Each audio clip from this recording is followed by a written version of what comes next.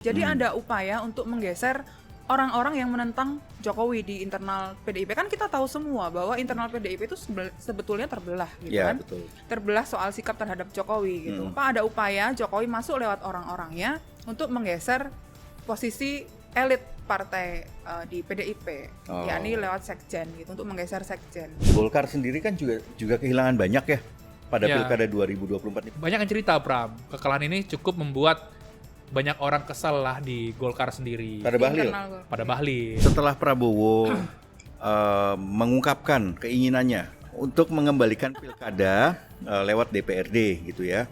Apa yang terjadi kemudian di partai-partai pendukung? Ya, jadi partai-partai lain pun begitu. Sebetulnya tidak semua setuju ya. Ya, sebetulnya jangan begitu dong. Main mata lagi dia.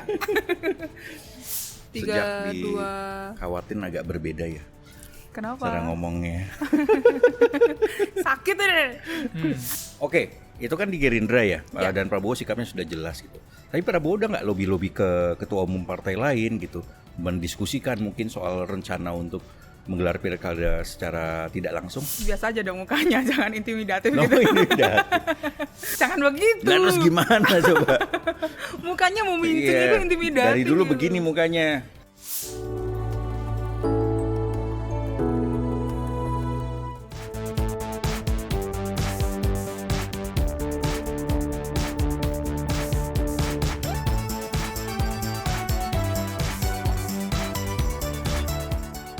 Yo, jumpa lagi bersama kami di Bocoros Politik bersama saya Stefanus Pramono. Gua Husein Abri Dongoran. Dan Francisca Kristirosana. Halo. Untuk teman-teman yang belum subscribe, silahkan klik tombol subscribe di akun YouTube Tempo.co. Dan buat teman-teman yang ingin membaca laporan Tempo, silahkan klik di link yang ada di deskripsi di bawah ini. Bagi kalian yang ingin membaca majalah Tempo versi cetak, bisa beli juga linknya di deskripsi ya. Main apa kita? Nyanyi dulu dong. Nyanyi dulu. Beli sendiri. Beli gabah, belinya pakai rupiah. Asik. Hidup semakin cerah gara-gara baca majalah. Gue juga punya. Tapi Apa gimana? pajaknya makin dipajakin. Mau nyinggung-nyinggung pemerintah. Apa? Berapa persen? 12% ya? 12. Ya ampun Tuhan. 12%. Pi, ini air apa kita? Air apa? Barang mahal. Air putih. Barang mahal, 12% juga soalnya. Dipajakin juga. Mewah. Ya. Tapi bukannya sembako itu tidak dipajakin ya? Beras premium dipajakin. Oh gitu ya. Ya, suka-suka mereka lah nyebut barang mewah segala macam. Intinya naik semua. Naik semua. Ya luar biasa. Gimana tadi katanya mau nyanyi? Silakan. Waktu ku kecil ku tak tahu yang mungil-mungil, lo nggak tahu kan Asik, maksudnya? nggak tahu. Terus. Udah, jangan diterusin, awas. Oke, kenapa kita hari ini? Kayaknya enak untuk ngobrol yang dipecat-pecat Oh, pertama. ngobrol pecat dulu ya. Bukan kita mau main Yang soal kedua pilkada. pasca pilkada. Pilkada. Keinginan Prabowo untuk menggelar pilkada lewat DPRD ya. Lewat DPRD. Oke, tapi kita mau bicara soal pemecatan dulu. Ya, siapa yang dipecat? Siapa yang dipecat? Pak D. Pak D Jokowi. Pak D Jokowi. Oke. Gibran Rakabumi Dan Bobi Nasution. Dari PDIP. Akhirnya dipecat juga ya. Akhirnya dipecat juga setelah lama perdebatan di internalnya.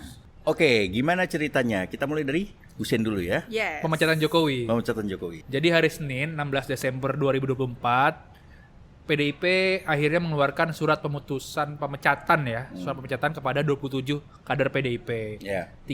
Tiganya itu termasuk Jokowi, Bobi dan Gibran Rakabuming Raka. Ya, di paling atas tuh daftar Paling atas dan dibilang banyak tuh poin-poinnya kan adalah melakukan pelanggaran konstitusi segala macam ya Jokowi dan lain-lainnya. Nah, sebetulnya banyak drama juga sih soal pemecatan ini kan. Mungkin kalau kita flashback ke setahun ke belakang ataupun di Pilpres kemarin kan kayaknya main tarik-tarikan tuh kan, siapa mencet duluan, enggak mencet duluan, enggak, karena kan di saat Pilpres tuh bisa main playing victim. Saya dipecat, gini saya bukan kader inti partai dan lain-lain. Tapi belakangan karena hubungan PDIP dengan Jokowi, khususnya Mega itu semakin meruncing, akhirnya keluarlah surat pemecatan itu. Oke, meruncing itu seperti apa? Nah, banyak hal Pram. Ini yang pertama kan ada urusan personal anak presiden yang dibawa-bawa oleh sekjen. Oh, Felicia maksudnya. Sekjen partai, lalu juga soal pilkada yang mana kantong-kantong suara PDIP itu ditekuk lah oleh Jokowi kayak dan Jawa Prabowo. Tengah dan Prabowo, Jawa Tengah dan berbagai daerahnya begitu. Lalu yang ketiga ada operasi kasus hukum lah ya, para pengurus PDIP itu khawatir kasus-kasus hukum mereka dimainkan gitu. Lalu juga ada berbagai faktor lainnya, termasuk urusan personal tadi. Ya sebetulnya dari waktu Pilpres itu memang internal PDIP itu sudah bertanya kepada petinggi-petinggi PDIP dan kepada ketum PDIP Megawati ya, bagaimana posisi Jokowi, Gibran dan Bobi yang bertentangan dengan partai gitu kan, tidak sejalan dengan partai gitu. Nah, Mega waktu itu masih menahan untuk jangan dipecat dulu karena PDIP atau ketua umum PDIP itu masih menjaga muruah Presiden Jokowi yang didukung oleh partainya sendiri gitu kan. Betul gitu. Ya, yang kedua adalah karena jika Jokowi dipecat saat itu juga itu tadi seperti kata Hussein ini bisa menjadi alat politik gitu untuk ya playing victim, backfire ke PDIP gitu. Semakin menggerus suara Ganjar dan Mahfud waktu itu gitu ya. Nah, kemudian ada wacana untuk memecat Jokowi itu setelah lengser. Tapi kemudian ketika menjelang pilkada banyak gangguan ini Pram ke internal PDIP gitu ya. Di beberapa tempat seperti di Jawa Tengah itu PDIP mereka gitu ya merasa dikerjai oleh beberapa tangan Jokowi gitu yang masih cawe-cawe dalam pilkada. Yang mana? Tangannya. Ini yang Parcok. coklat. Ini kan yang ngomong ya. Parcok. Oke, terus. Berarti Jokowi itu ketua umum Parcok ya, Pram? Nah, ini yang ngomong juga ya. Oke, ini Jokowi sudah dipecat ya dan tapi PDIP kan juga akan menghadapi Kongres. Kira-kira akan berpengaruh nggak ya pemecatan PDIP ini terhadap Kongres tahun depan ini? Justru itu Pram, justru karena mau Kongres ada dugaan intervensi Jokowi untuk Kongres nanti. Jadi ada upaya untuk menggeser orang-orang yang menentang Jokowi di internal PDIP. Kan kita tahu semua bahwa internal PDIP itu sebetulnya terbelah gitu ya, kan. Betul. Terbelah soal sikap terhadap Jokowi gitu. Ada yang konfrontatif betul, ada yang memang geng yang memang bisa kompromistis gitu dengan sikap Jokowi gitu. Kemudian ada upaya Jokowi masuk lewat orang-orangnya untuk menggeser posisi elit partai di PDIP, yakni lewat sekjen gitu, untuk menggeser sekjen. Oke. Jadi ada musuh dalam selimut di PDIP. Ya betul. Kalau dari beberapa informasi dari internal PDIP mereka mengendus itu. Ya sebetulnya kan kita pernah menulis bahwa di 2023 di Mei dulu sekjen PDIP yang sekarang Hasto itu kan juga sempat mengingatkan Jokowi gitu karena waktu itu ada dugaan Jokowi mau mengambil alih PDIP gitu. Oke, ini cerita dari Hasto langsung. Dari Hasto dan beberapa orang yang mengetahui pertemuan. Oke. Jadi Hasto mengingatkan Jokowi ya? Ya, kalau mau mengambil alih partai ini yang masih dipegang oleh Trah Soekarno itu bukan di sini tempatnya. Secara garis besar seperti itu. Marah lah di situ, Bro. Siapa yang marah? Pak Ade lah. Oh, Jokowi. Marah. Gimana marahnya sih? Ya, intinya setelah itu hubungannya buruk lah, semakin meruncing PDIP dengan naik turun. Oke. Sebenarnya ini juga ya soal belah-membelah partai ini kan memang kalau kita runut ke 10 tahun ke belakang, ya PDIP juga terlibat kan. Pembelahan Golkar, P3 gitu kan. Lalu ada upaya juga mengambil alih Demokrat waktu itu. Ya. Betul. Kalau Demokrat kan PDIP nggak ikut-ikut ya. Karena Jokowi. ini kan Jokowi. seruannya Jokowi gitu ya. Teman Jokowi pun juga kabarnya juga mengakui sih nggak ikut-ikut gitu kan. Ya. Nah, tapi kita lihat memang PDIP juga memang waktu itu lewat Kementerian Hukum ya. Yang kemudian mempercepat proses pengesahan gitu ya partai politik gitu, terutama pada kubu yang mendukung pemerintah. Betul. Dan sekarang upaya-upaya pembelahan itu juga terjadi ya Pram ya, soal seperti apa? PMI kan dibelah tuh kan. PMI dibelah. Masa Pak Prabowo sama kayak Pak Jokowi sih suka belah-belah gitu kan? Jangan gitu dong. Oke. Ya kayaknya cukup ya soal pemecatan cukup lah. Jokowi ya. Ntar kita lihat nasib selanjutnya seperti ini makin rame ini. Iya. Makin rame ke depan kayaknya. Karena apalagi kan Jokowi masuk ke partai apa begitu kan. Betul. Ada yang bicara soal kans Gerindra gitu. Gerindra mungkin masih bisa. Golkar kabarnya ditolak ya waktu itu. Bukan ditolak. Ada yang meminta jangan tahan dulu. Di Gerindra juga begitu kan. Resistensinya juga cukup kuat. Iya. Iya. Kalau misalkan takutnya tiba-tiba ada pergantian nahkoda gitu kan. Iya, Gitu. Dikhawatirkan seperti itu, Bram. Ya, Jadi menurut gua ya tadi gue bilang di awal itu kan dia cukup sukses memenangkan pilkada. Iya. Itu aja dia jadi ketua umum secara de facto-nya aja kan. Menurut gue PSI aja sih. PSI ya lebih cocok ya. Kan Betul, mereka udah cocok. jargonnya Jokowisme kan. Iya, cocok menurut gue. PSI Jokowisme waktuku kecil. Oke, kita main pilkada aja, Oke.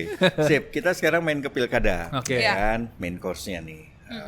Yaitu soal pernyataan Prabowo yang menginginkan pilkada oleh DPRD. Itu ya, kita tahu ini kan artinya kita kembali ke sebelum 2005 ya.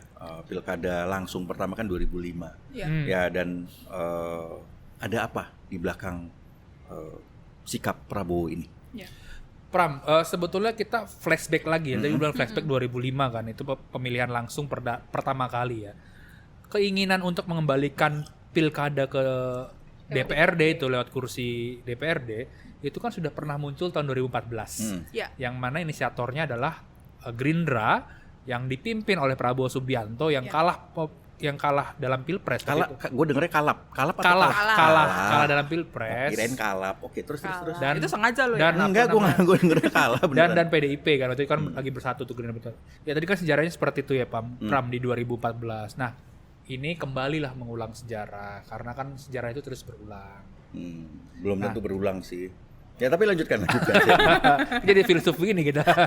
Nah, di Golkar itu sebelum Prabowo menyampaikan bahwa ingin mengevaluasi sistem pemilu termasuk pemilihan kepala daerah, itu ada pertemuan dulu tuh antara Bahlil dengan Prabowo di ruang transit VIP. Jadi ada beberapa petinggi petinggi Golkar dengan Prabowo dengan beserta rombongannya lah terbatas itu kan. Jadi ada obrolan-obrolan soal evaluasi sistem pemilu dan lain. Nah, tak lama kemudian dalam pidatonya Prabowo menyampaikan itu di acara HUT Golkar ya di mimbar. Selama 30 menit tuh dia ngomong dan ngerosting Bahlil gitu kan yang kampusnya nggak ada di Google segala macam dan lain-lainnya. Ada UI kampusnya ya kan. Oh iya bukan UI dong. bukan hanya Google dia masuk itu kan Scopus juga. Nah, lalu ini Bram, jadi gue ngobrol sama sejumlah narasumber ya. Setelah Prabowo memenangi Pilpres atau saat Prabowo itu masih jadi presiden terpilih, wacana itu sebetulnya sudah pernah diutarakan sama Prabowo. Misalkan dalam pidatonya bisa dicek sendiri kan, ada pidato Prabowo secara terbuka maupun yang tertutup. Yang tertutup itu salah satunya adalah saat Prabowo menerima calon pimpinan DPD. Waktu itu belum dipilih itu pimpinan DPD.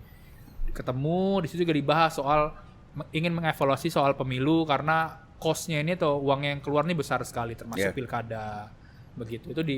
Itu di Prabowo sendiri. Iya, Sen, betul tuh. Jadi narasumber gue yang mengetahui pertemuan Bahlil dan Prabowo di ruang VIP itu juga bercerita gitu. Pertama, memang Bahlil menyampaikan dulu bahwa sistem pemilu kita harus diperbaiki gitu ya. Karena kenapa? Karena cost-nya itu sangat tinggi gitu. Jadi satu daerah misalnya di Jawa Barat gitu, itu untuk pilkada itu menghabiskan 1,9 triliun misalnya. Nah, lalu ongkos di partainya juga tinggi, Pram ya. Jadi satu calon kepala daerah itu bisa mengeluarkan ratusan miliar sampai 1,5 triliun. Hanya untuk maju sebagai calon bupati atau calon gubernur, bahkan wakilnya gitu ya. Nah, kemudian Bahlil ini menyampaikan adanya perubahan sistem atau perbaikan sistem pilkada. Makanya disampaikanlah sama Prabowo soal di panggung itu gitu ya. Kenapa Prabowo bicara begitu? Ada latar belakangnya. Ya, partai-partai politik ini melihat Prabowo sebagai ketua umum Gerindra, memang di manifesto Gerindra itu pengen mengembalikan Undang-Undang 45 itu pada undang-undang yang dulu, yang 18 di pengesahannya di 18 Agustus gitu. Dan mereka paham bahwa sesuai dengan Undang-Undang Dasar itu ya pemilu atau pilkada dikembalikan pada sistem yang sejak awal itu. Oke, itu kan di Gerindra ya. Dan Prabowo sikapnya sudah jelas gitu. Tapi Prabowo udah nggak lobby-lobby ke ketua umum partai lain gitu, mendiskusikan mungkin soal rencana untuk menggelar pilkada secara tidak langsung? Jadi 5 hari sebelum acara ulang tahun Golkar, itu ada pertemuan antara ketua umum PKB Muhaimin Iskandar dengan Prabowo. Sebetulnya Prabowo ini curhat kok biaya politik kita untuk pemilu dan pilkada ini tinggi sekali.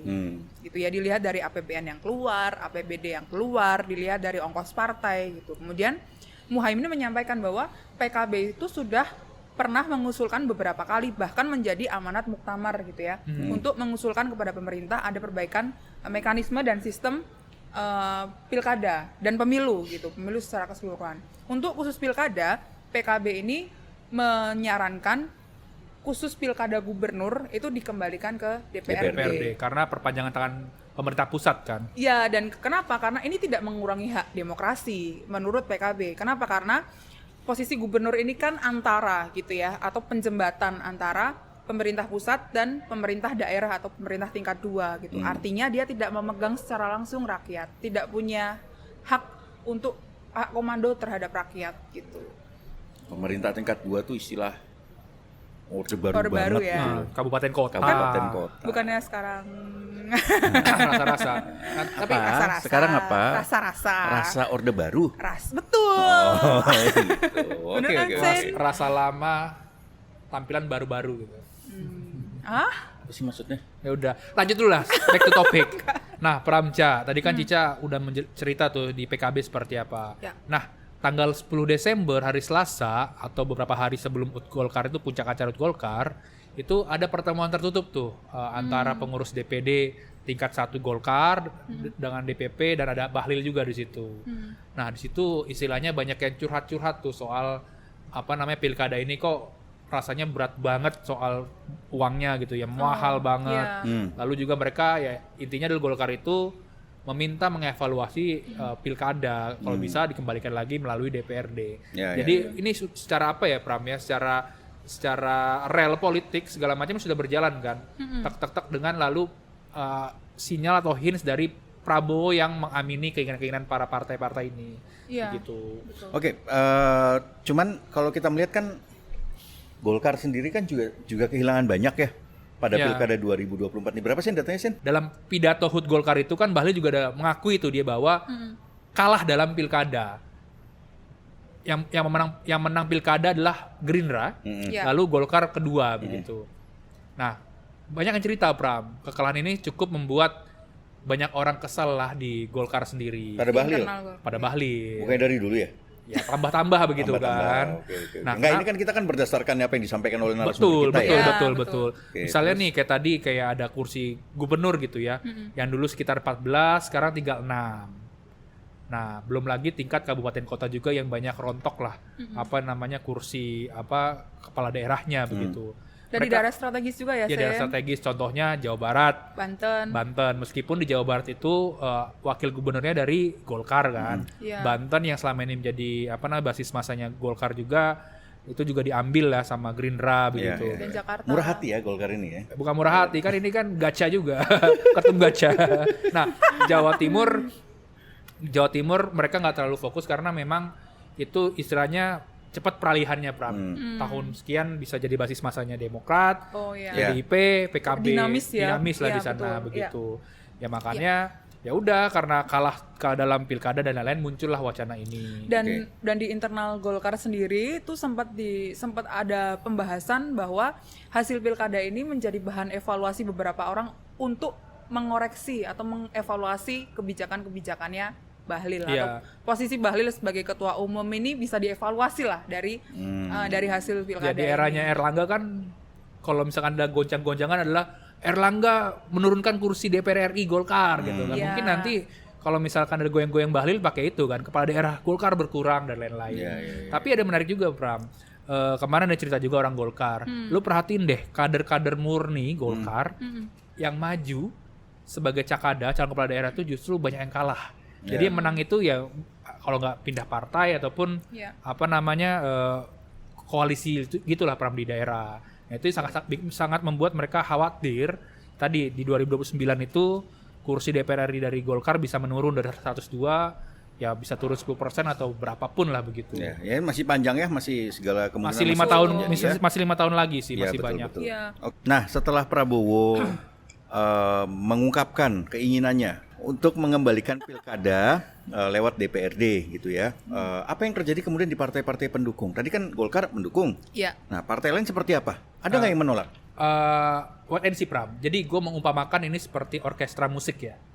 Jadi Prabowo ini sebagai kondukturnya, Prit tiba-tiba di DPR banyak yang bersuara kan, ada yang mendukung. Kondektur. Mana ada kondektur? Prabowo supir. Bukan presiden. Oh, presiden, Kan oke. memberi sinyal segala macam, DPR bersuara tuh ya. Kayak Golkar lagi-lagi banyak yang mengamini lah keinginannya Yeah. Prabowo. Lalu PKB juga begitu. PKS. PKS. Ya. Hampir semua koalisi yang di Prabowo lah, tapi yang menarik adalah Demokrat.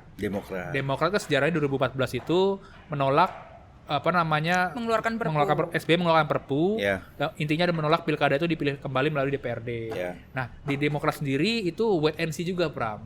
Jadi Demokrat ini apa ya istilahnya ya? Demokrat itu ingin ayo dong buktikan kalau misalkan konsisten dong. Kalau misalkan ada gejolak apa enggak, apakah rakyat menerima apa enggak? Ya, jadi partai-partai lain pun begitu. Sebetulnya tidak semua setuju ya. Di PKB pun itu tidak setuju jika pilkada secara keseluruhan gitu ya sampai pada tingkat bupati itu dikembalikan ke lewat DPRD karena itu tadi ada hak demokrasi yang berkurang gitu.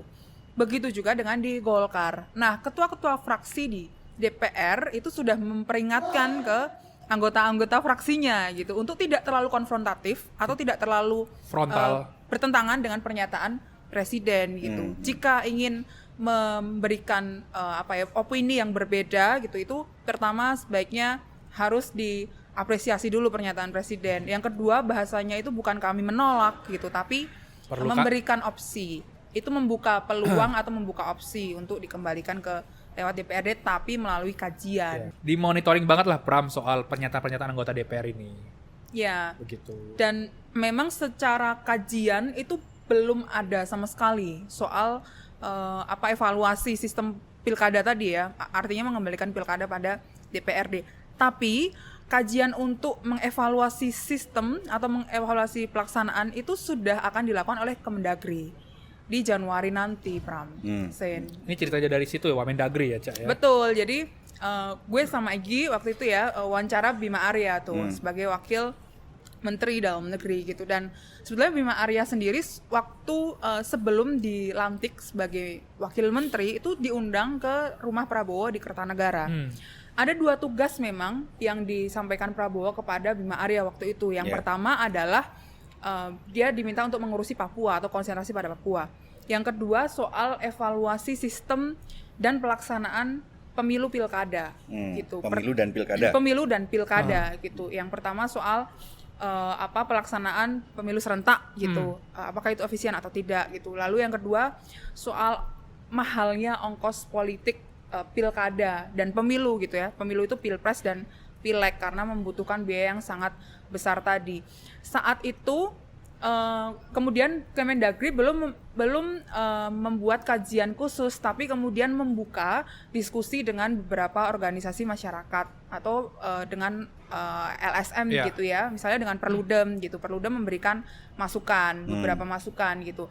Ada beberapa hal yang mungkin bisa menjadi opsi gitu ya menurut diskusi-diskusi ini ya dengan beberapa pihak. Misalnya ada penyesuaian misalnya dengan sistem asimetris gitu, atau pilkada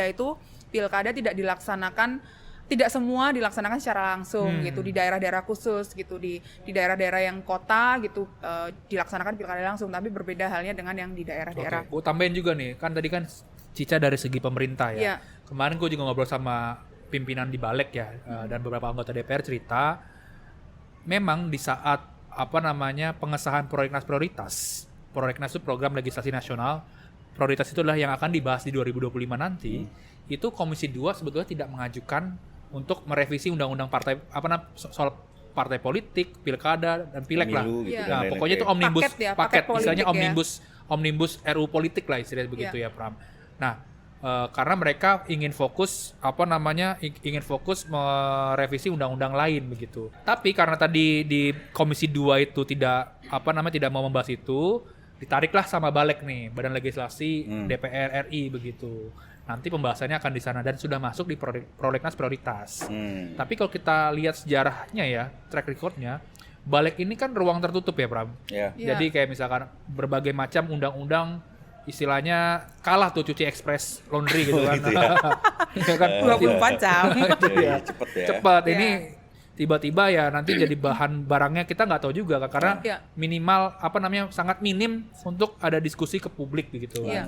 Nah, DPR RI juga ini masih ada perdebatan nih. Apakah akan menggunakan omnibus lagi atau tidak? Lalu yang kedua, apakah pembahasan ini ditaruh di balik atau di Komisi 2 begitu. Ya, jadi masih kalau dari Masih cair informan lah, gue masih di cair. Komisi 2 justru ingin meminta agar inisiatif revisi paket undang-undang politik itu diinisiasi oleh Komisi 2. Kenapa? Supaya pembahasannya lebih terbuka dan melibatkan partisipasi Publik. masyarakat yang lebih luas gitu. Gitu. Nah Pram, tadi kan Cica juga jelasin tuh kan soal Kemendagri membuat membuat kajian dan lain-lain. Sebetulnya di DPR juga sudah muncul tuh. Itu kan istilahnya adalah pilkada asimetris ya, Pram. Iya. Jadi misalkan nanti ada suatu daerah yang tingkat pendidikannya cukup baik, ekonomi baik, itu dilakukan pilkada langsung. Kayak misalkan kota-kota besar kayak Jakarta dan lain-lainnya begitu. Tapi kalau misalkan daerah yang tidak memenuhi variabel tadi, itu akan ditunjuk dari pusat begitu ya. Tapi mereka juga kebingungan nih. Kualifikasinya Betul, itu. kualifikasi dan betul. pakai data mana nih kalau Iya. misalkan untuk menentukan daerah mana yang pilkada langsung atau tidak langsung. Nah, pakai datanya siapa kalau begitu? Kan kalau pasti akan merujuk pada tingkat kesejahteraan, tingkat pendidikan dan lain-lain ya. Perdebatannya di situ. Itu pasti Kalau perdebatan. datanya bisa dipercaya, Iya. ya kan? Kan kita nggak tahu juga data-datanya bisa dipercaya atau enggak. Tiba-tiba pakai data survei lagi.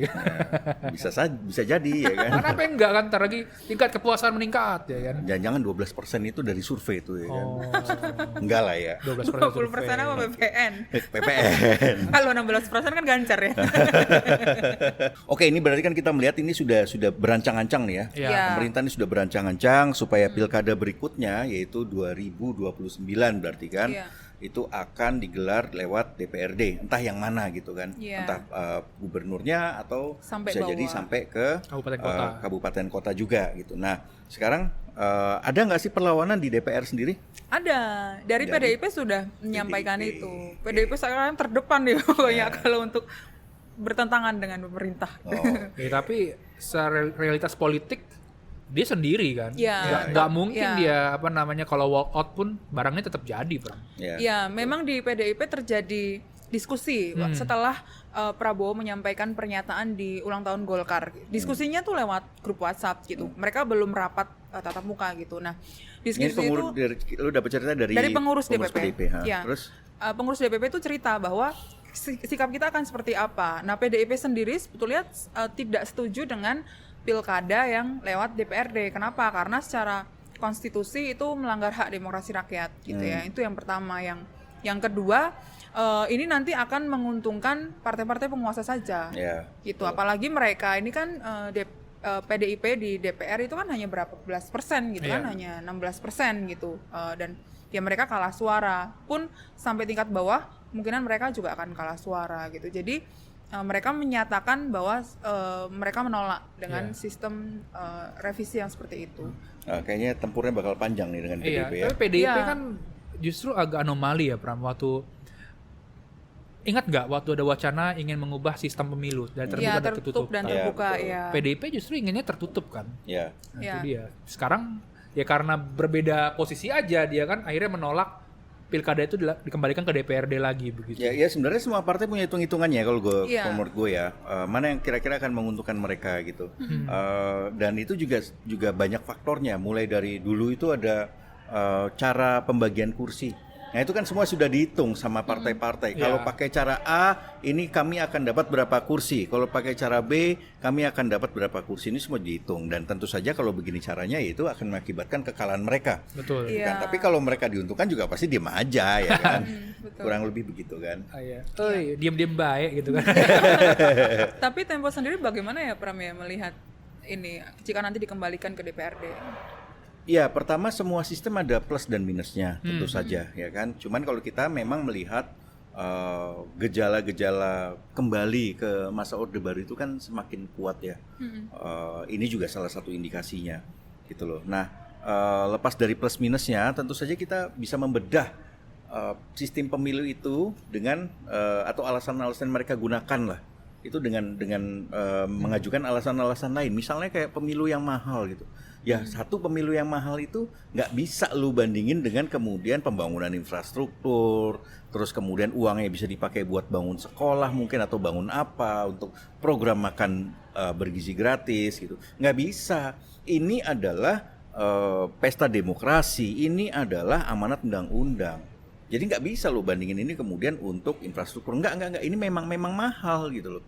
Dan tadi soal biaya yang mahal tadi itu juga kita melihat siapa sih penyebabnya? Ya mereka juga dengan politik uang, ya kan? Ya. Dengan kemudian membagikan bansos. Itu jelas itu sangat tidak mendidik rakyat kita gitu loh, para pemilih kita.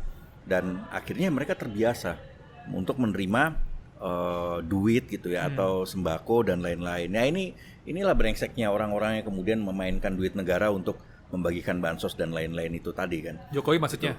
Enggak, aku nggak ngomong Jokowi, siapapun lah ya kan. Oke. Gitu loh. Nah terus juga kita melihat kalau gubernur itu dipilih oleh DPRD, ya peluang untuk munculnya tokoh alternatif itu menjadi minim. 0 bahkan. Yeah. Kita kan melihat ya, MK sudah membuat putusan yang sangat baik, yaitu menurunkan ambang batas suara partai untuk mengajukan calon dalam pilkada. Yeah. Sehingga mereka bisa mengajukan calon alternatif, bukan hanya orang yang didukung oleh penguasa. Nah, kita lihat sebenarnya sudah ada contoh paling baik loh, dengan adanya pemilihan secara langsung, sehingga memungkinkan tokoh alternatif itu muncul. Tahu nggak siapa? Jokowi sendiri. Ya kan dia bisa maju menjadi gubernur, terus kemudian dia akhirnya terbuka juga peluang menjadi presiden. Lepas dari buruk atau buruknya kelakuannya gitu ya. Ini jelas bahwa munculnya Jokowi karena ada sistem pemilihan langsung. Ya, gitu betul. Jadi lebih baik pemilihan tetap langsung. Betul. Oke, Ya. udah cukup kali ya? Oke, cukup. Nih, kita mau liburan nih. Edisi akhir tahun ya nih. Iya, mau liburan nih. Selamat hawa-hawa liburan. Natal bagi yang merayakan. Selamat tahun baru buat kalian tapi bukan buat kita. Kenapa? Udah nggak libur bos. Oh gitu, gue sih libur ya. Oh iya lu cuti. Tetap lah. Kalian semangat mengawal demokrasi. Oke. Sampai Pram akhir aja. Oke. tahun. Saksikan terus Bocor Halus Politik di YouTube Tempo.co dan kalian bisa mendengarkannya di Spotify Bocor Halus Politik. Sampai jumpa.